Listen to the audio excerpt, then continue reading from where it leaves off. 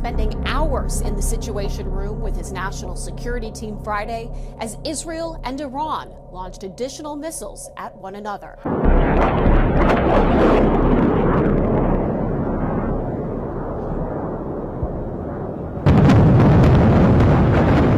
It's inevitable the U.S. will feel an economic impact from this conflict.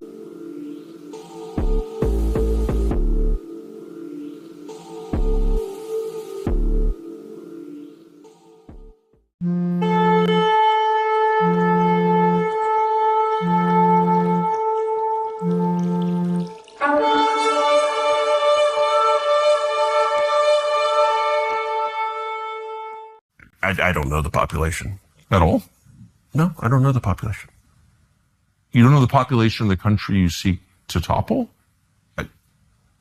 How many people live in Iran? 92 million. Okay. Yeah, How could you not know that? I don't sit around memorizing population tables. Well, it's kind of relevant because you're calling for the overthrow of the government. Why is it relevant whether it's, because it's 90 million or 80 million or 100 million? Why is that relevant? Because if you don't know anything about the country... I didn't say I don't know anything about Okay, what's the ethnic mix of Iran?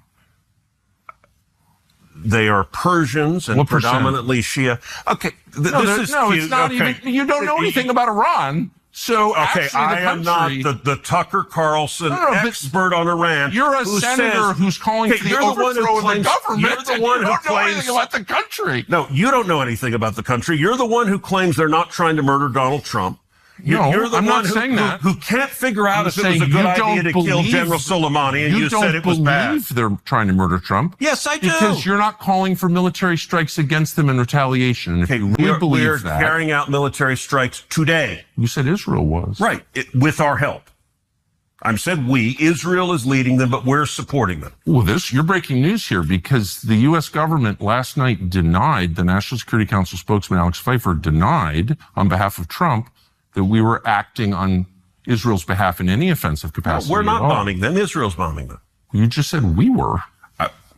We are supporting Israel. High stakes. You're a senator. If you're saying the United States government is at war with Iran right now, people are listening. We're carrying out military strikes today. You said Israel was. Right, with our help.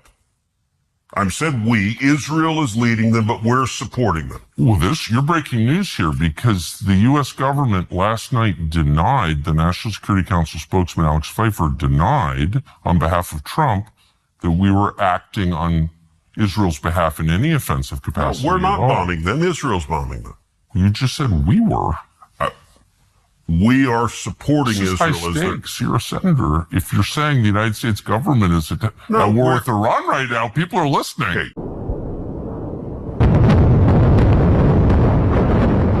It's inevitable the U.S. will feel an economic impact from this conflict. It's causing the cost of oil to skyrocket. Analysts say that U.S. gas prices are likely to climb higher, and that could start as soon as this week.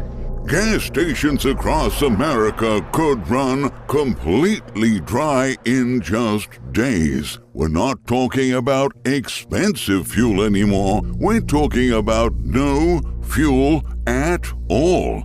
Right now, as you're watching this video, Iranian lawmakers are seriously considering a move that could send shockwaves through every gas station from coast to coast. They're threatening to close the Strait of Hormuz, the narrow waterway that carries 20% of the world's oil supply. If that happens, we won't just see $5 gas, we won't just see $7 gas. We could see gas stations with bags over the pumps and no fuel signs everywhere you look. Remember the 1970s oil crisis? The long lines, the rationing, the panic buying. That's about to look like child's play compared to what's coming. The dominoes are already falling in the Middle East, and the final domino is going to land right at your local gas station. Within 48 hours, this situation could spiral completely out of control. Here's why you need to prepare now. This crisis didn't start at the pump. It started with missiles flying between Israel and Iran. Over the weekend, Israeli jets bombed Iranian nuclear facilities and energy infrastructure. Tehran is burning. Iranian fuel depots are on fire, sending black smoke into the night sky. But Iran isn't backing down. They're escalating in ways that will devastate the global economy. Iranian lawmakers are now seriously considering closing the Strait of Hormuz, the world's most critical oil choke point. This narrow passage, just 21 miles wide at its narrowest point, is where 1/5 of all global oil passes through every single day. Every day, millions of barrels of oil that should be heading to refineries worldwide could be completely cut off, and we mean cut off. The shipping lanes are just 2 miles wide in each direction. That's what stands between normal gas prices and complete economic chaos. Iranian officials have been preparing for this moment for decades. They have fast attack boats, anti-ship missiles, and naval mines positioned to turn the waterway into a hot zone. They don't even need to sink ships. They just need to make insurance companies refuse coverage. Once Lloyd's of London says no coverage, the oil stops flowing immediately. Here's where this gets catastrophic. Iraqi Foreign Minister Fuad Hussein just warned that if Iran closes that strait, oil prices could hit $300 per barrel. Not $100, not $200, $300. To put that in perspective, oil is around $75 right now. We're talking about a 400% price increase virtually overnight. But even if oil only doubles to $150, that's enough to trigger a complete economic collapse. At $300, we're looking at the end of the economy as we know it. When oil hit $147 per barrel in 2008, it helped trigger the worst financial crisis since the Great Depression. That was just double today's prices. We're now talking about potentially quadruple that level. The global oil market is already stretched thin. China's demand has surged as their economy recovers. European nations are rebuilding their strategic reserves. OPEC's spare capacity is at multi-year lows. Russian exports remain constrained by sanctions. There's virtually no buffer when the Strait of Hormuz closes. No spare capacity to replace that 20% of global oil supply. Iran is now threatening to withdraw from the Nuclear Non-Proliferation Treaty. They're going full speed ahead on nuclear weapons development. Israel's strikes on Iran's Natanz nuclear facility were extremely effective. They destroyed above-ground structures and damaged thousands of centrifuges spinning at 60% uranium enrichment. But Iran's Fordo facility, buried deep in mountains, is still operational. Israel couldn't touch it without massive U.S. bunker-buster bombs. So now, Iran is cornered and more determined than ever to get nuclear weapons. Their first move? Choke off the world's oil supply. This creates a terrifying escalation spiral where the more Israel damages Iran's nuclear program, the more likely Iran becomes to close the strait. Israel has eliminated 14 Iranian nuclear scientists in recent attacks, including car bombings in Tehran. Each dead scientist makes Iran more likely to retaliate by closing the Strait of Hormuz. Israeli drones have hit Iranian refineries. The Kangan port facility is on fire after strikes on the South Pars gas field. The Shahran oil depot in Tehran is burning. Every facility that goes offline tightens global oil supply. When supply gets tight, prices explode. Now let me bring this back to your neighborhood gas station. because that's where this crisis is gonna hit you personally. The U.S. imports about 6 million barrels of oil per day. 6 million. Most refining capacity is concentrated along the Gulf Coast. Our just-in-time fuel delivery system means gas stations only have a 2 to 3 day supply on hand. U.S. refineries are running at 95% utilization. There's virtually no spare capacity. When oil prices spike, refineries can't produce more gasoline. The Colonial Pipeline carries 45% of the East Coast fuel supply through a single system. Our entire fuel distribution network operates on razor-thin margins and minimal inventory. When crude oil prices quadruple overnight, the economics of every link collapse simultaneously. Refineries can't afford crude oil. Truckers can't afford diesel. The entire system seizes up. Gas stations receive fuel by truck, about 8,000 gallons per delivery, enough for 12 to 18 hours. When oil prices spike to $200 to $300 per barrel, diesel becomes prohibitively expensive. Truckers park their rigs. Gas stations miss deliveries. Tanks run dry. The trucking industry operates on margins so thin that a doubling of diesel prices forces many companies into bankruptcy. Independent owner-operators simply can't afford to keep trucks running when diesel costs $10 to $15 per gallon. Here's what happens when oil hits $200 to $300 per barrel. Gas prices at the pump double or triple overnight. Then comes the panic. People start topping off their tanks every day, filling up gas cans, hoarding fuel. Gas stations that normally get deliveries every 2 to 3 days suddenly see their tanks empty in hours. Within days, you start seeing plastic bags over gas pumps and no fuel available notices everywhere. Panic buying, of course, makes everything worse. A gas station that might last 3 days runs dry in 6 hours when panic sets in. Social media amplifies the crisis.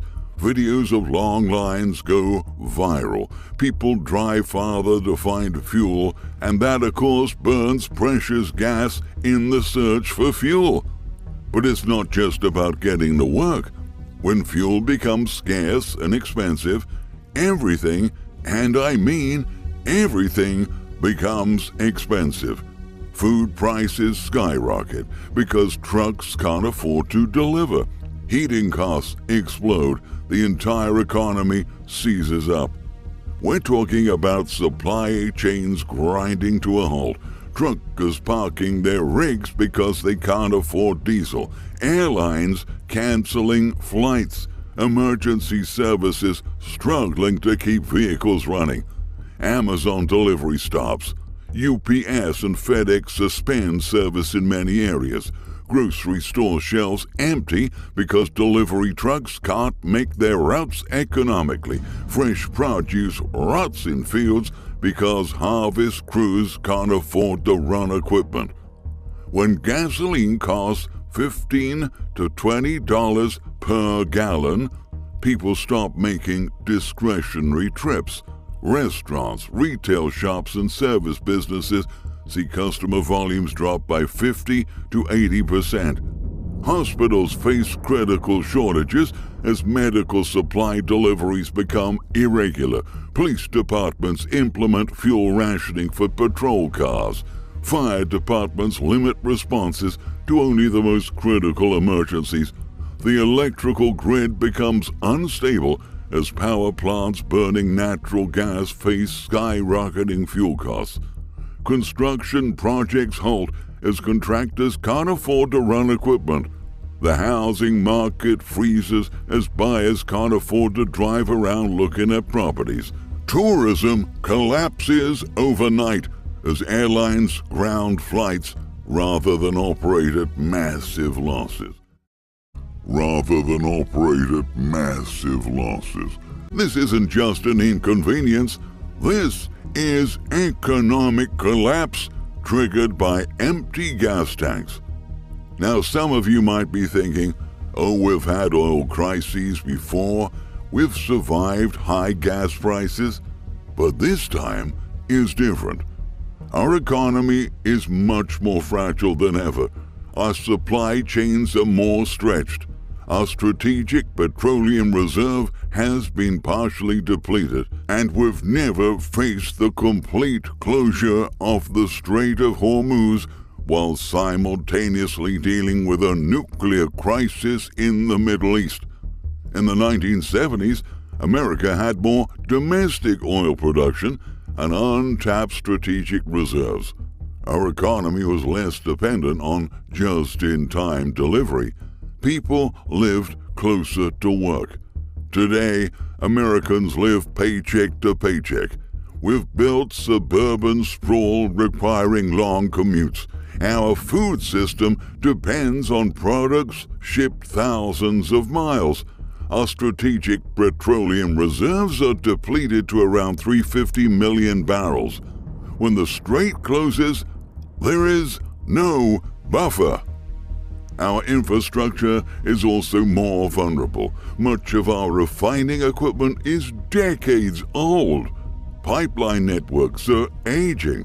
Storage capacity has decreased as companies optimized for just-in-time operations.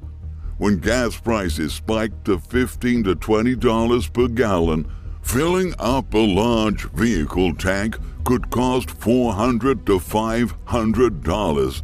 Many credit cards have daily limits that would prevent such transactions. The missiles are flying right now as I record this for you. Iranian lawmakers could vote to close the Strait of Hormuz at any moment.